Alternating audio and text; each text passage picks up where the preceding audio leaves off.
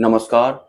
अगर आप सत्यमार्गी हैं, अगर आप मोक्ष मार्गी हैं, तो मैं आपको बताना चाहूँगा, परमात्मा से बड़ी कोई भक्ति नहीं है, परमात्मा से बड़ी कोई शक्ति नहीं है। तो आपको सिर्फ़ और सिर्फ़ परमात्मा की भक्ति करनी है। लेकिन सतमार्गी होने से पहले या फिर मोक्ष मार्ग में आने से पहले पूरे पृथ्वी लोक में आप बहुत सारे भगवानों को मानते होंगे, वो भी अपने अपने धर्मों के हिसाब से, और आपके द्वारा माने गए भगवानों में आपकी दृढ़ आसक्ति भी होगी।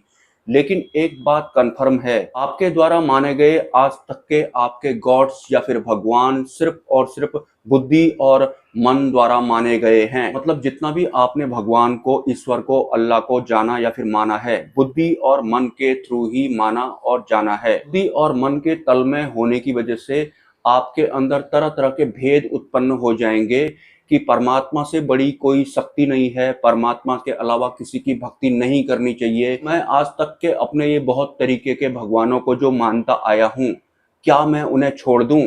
ये जो छोड़ दूं, आपके भीतर जो ख्याल आया है, ये बुद्धि और मन के तल की वजह से आया है। क्योंकि जब तक बुद्धि रहती है, जब तक मन रहता है, वो भेदभाव करता रहता है। अगर आज आपको ऐसा सुनने को मिल रहा है कि परमात्मा के अलावा किसी की भक्ति नहीं करनी चाहिए या फिर परमात्मा से बड़ी कोई शक्ति नहीं है, और वास्तव में है भी नहीं, इन बुद्धि और मन के तल में सर्वाइव करने की वजह से बहुत सारे जो साधक हैं वो कंफ्यूज हो जाएंगे। उनके भीतर या फिर उनके बुद्धि और मन के द्वारा उनके भीतर ये विचार आएंगे, तो क्या मैं अब देवी देवताओं को मानना छोड़ दूं? जो ख्याल या फिर विचार आपके भीतर आया, सिर्फ बुद्धि और मन के तल की वजह से आया है। और जो वास्तविक मोक्ष मार्ग होता है या फिर जो वास्तविक परमात्मा होते हैं, उनकी भक्ति अगर आप कर रहे हैं, तो आपके भीतर किसी भी तरह का कोई भेदभाव या फिर किसे छोड़ दूं, किसे पकड़ूं, इस तरह का नहीं होना चाहिए।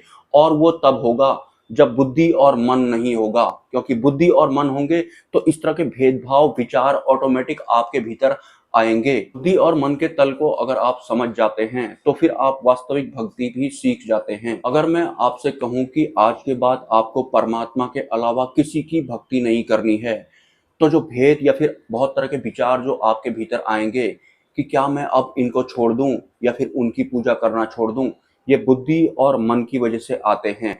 बुद्धि और मन नहीं होगा तो भेद भी नहीं होते हैं। बुद्धि और मन होगा तो आपके भीतर सम्मान और अपमान जैसा भी बहने लगेगा। तो वास्तविक परमात्मा की भक्ति के लिए प्रिपेयर होने से पहले बुद्धि और मन के तल से ऊपर उठना पड़ता है। और बुद्धि और मन के तल से अगर आप ऊपर उठ जाते हैं, तो फिर आप सम्मान और अपमान से भी ऊपर उठ जाते हैं। जब तक आप बुद्धि और मन के तल में होंगे, तो इस लाइन को कि आज के बाद आपको परमात्मा के अलावा किसी की भक्ति नहीं करनी है, क्योंकि उनसे बड़ी कोई शक्ति नहीं होती है, इस लाइन से बुद्धि और मन के तल में होने की वजह से आपके भीतर विरोधाभास जैसा आ जाएगा कि क्या मैं अब बाकियों को छोड़ दूं। तो इस वजह से मैं इसका जवाब नहीं दे रहा हूं कि this is the last time का मतलब क्या है। बुद्धि और मन के तल वालों के लिए उसका मतलब कुछ और होगा। मतलब वो भेदभाव जैसा करने लगेंगे, सम्मान अपमान या फिर किसी को छोड़ना, किसी को पकड़ना, इस तरह का उनके भीतर चलेगा।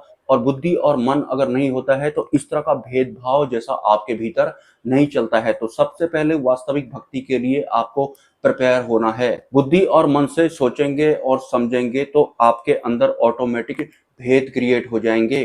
तरह तरह के सवाल ऑटोमेटिक बुद्धि और मन आपके भीतर से फेंकने लगेंगे। इस तरह के सवालों का जवाब जानकर आपको अपने मन को तृप्त करना है, मन में ही रहना है, या फिर आपको मन से ऊपर उठना है। ये सवाल टोटली मन का है या फिर बुद्धि का है। आपको बुद्धि और मन में ही रहना है। इनकी तृप्ति तक ही आप रहना चाहते हैं, या फिर आप इनसे ऊपर उठना चाहते हैं, जहां भेदभाव ही नहीं होते, या फिर द्वंद्व ही नहीं होता, या फिर सम्मान और अपमान ही नहीं होता, या फिर इस तरह का विचार नहीं आता कि मैं इसको पकड़ूं या फिर इसको छोड़ दूं, या अगर आता भी है तो वो प्रभावी नहीं होता है। मतलब आप सम्मान और अपमान से ऊपर उठ जाते हैं। क्योंकि द्वंद्व बनाने का जो काम होता है बुद्धि और मन करते हैं। जब तक आप बुद्धि और मन के तल में रहेंगे, तो आपके भीतर ऑटोमेटिक विरोधाभास जैसा आ जाएगा कि परमात्मा की भक्ति ओनली करनी है, बाकी सबको छोड़ दूं। जिस भी तल में आप रहते हैं, उस तल के हिसाब से वो सच होता है। कोई इंसान अगर किसी अन्य तल में सर्वाइव करेगा, तो उस तल के हिसाब से वो उसके लिए सच होता है।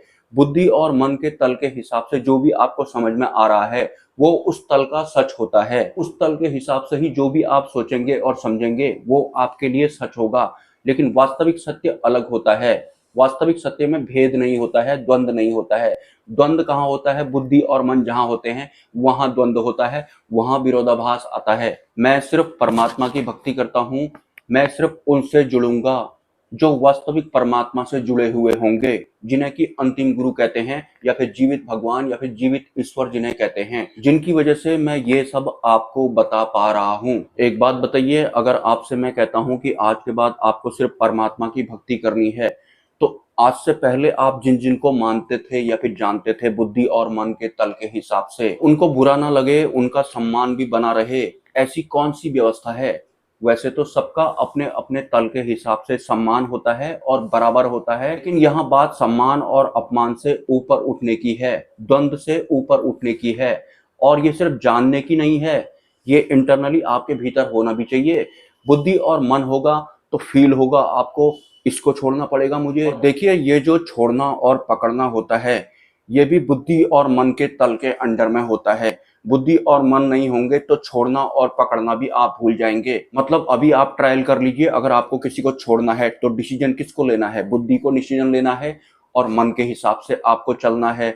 अगर बुद्धि और मन नहीं होंगे या फिर अगर आप इनसे ऊपर उठ जाएंगे, तो क्या आप किसी को छोड़ पाएंगे या फिर किसी को पकड़ पाएंगे? सिंपली आप ऐसा नहीं कर पाएंगे, आप इन दोनों से ऊपर उठ जाएंगे। या फिर मैं ये कहूं, बुद्धि और मन वाली जो मान्यताएं और धारणाएं होती हैं, उनसे आप ऊपर उठ जाएंगे। सम्मान सबका होता है, लेकिन परमात्मा के अलावा किसी की भक्ति नहीं करनी चाहिए।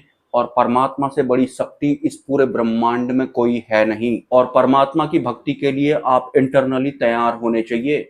बुद्धि और मन से आपकी यात्रा परमात्मा के मार्ग पर नहीं हो सकती है। बुद्धि और मन के तल के ही ये कमेंट्स होते हैं कि आपने ऐसा क्यों लिखा, कि this is the last time, इसका क्या मतलब है?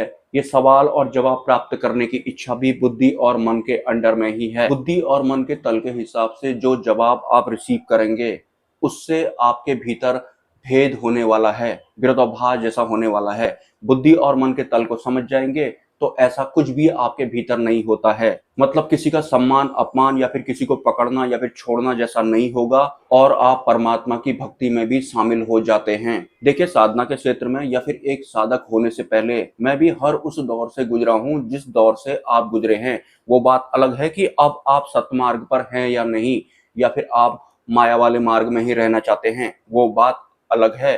और अगर आप सतमार्ग पर चलना चाहते हैं, वास्तविक परमात्मा प्राप्ति आपका ध्येय अगर है, तो बुद्धि और मन के तल से आपको ऊपर उठना होगा। आपको परमात्मा की भक्ति का चुनाव करना होगा और उनसे संबंध रखना होगा, उनके नक्शे कदम पर चलना होगा, या फिर अपनी गुरु की आज्ञा का पालन करना होगा। और बुद्धि और मन के सवाल या फिर उनके जवाब प्राप्त करने से आपको ऊपर उठना होगा। ये पीछे के हो जाते हैं। बुद्धि और मन नहीं होगा तो इस तरह की जानने की इच्छा या फिर ऑटोमेटिक आपके भीतर विरोधाभास, ये सब होता है। ऐसा क्या होता होगा कि विरोधाभास भी ना हो, द्वंद भी ना हो आपके भीतर, और आप सतमार्ग पर भी चलें? आपको मंथन करना होगा, चिंतन करना होगा। लेकिन दोबारा से आपको मैं बता देता हूँ, परमात्मा के अलावा किसी की भक्ति नहीं करनी चाहिए। परमात्मा से बड़ी कोई भी शक्ति नहीं है। लेकिन आपकी बागडोर आपके बुद्धि और मन के अंडर में तो नहीं है। ये एक बहुत बड़ा मैटर है, ये मैटर है बहुत बड़ा। आपका अध्यात्म या फिर आपका भौतिक जीवन बुद्धि और मन के अंडर में तो नहीं है। अगर है तो फिर आप इसी से सोचेंगे और समझेंगे, इसी से जज करेंगे, और आपके भीतर तरह तरह के भेदभाव उत्पन्न हो जाएंगे। आप सम्मान अपमान में या फिर छुड़ाने में या फिर पकड़ने में ही फंसे रह जाएंगे। ये दो नहीं होंगे तो बाकी जो मैंने बोला था ये सब भी नहीं होगा। और हाँ, जो सिद्धियां होती हैं, सिद्धियां परमात्मा भी देते हैं। कुछ लोग मुझे कमेंट कर रहे हैं जिनका मकसद वास्तविक सत्य है ही नहीं। माया वाले अपमान के साथ उनका कमेंट था कि तू अक्षरधाम का डॉग है। देखिए, मुझे आपके इस कमेंट से माया वाला अपमान बिल्कुल भी महसूस नहीं हुआ। ऊपर से मैं आपको माया वाला सम्मान देना चाहता हूँ, क्योंकि शायद आप माया में ही रहना चाहते हैं। मैं किसी भी धाम को या फिर पंथ को प्रमोट नहीं करता हूँ, और किसी भी धाम से जुड़ने का मतलब ये नहीं है कि वहाँ सबकी अंतरिम जागृति होगी, सबके सब वास्तविक सत्य पे होंगे। लेकिन जिनके भीतर परमात्मा जागृत होंगे, जो माया पार होंगे, मैं उनसे जरूर जुड़ूंगा, और वो मेरे गुरु हैं जिन्हें मैं अंतिम गुरु कहता हूँ। अब भले ही वो अक्षरधाम वाले हों या फिर बुद्ध ग्रह वाले हों, आप आखिर चाहते क्या हैं? मिलते हैं किसी नेक्स्ट वीडियो में। नमस्कार।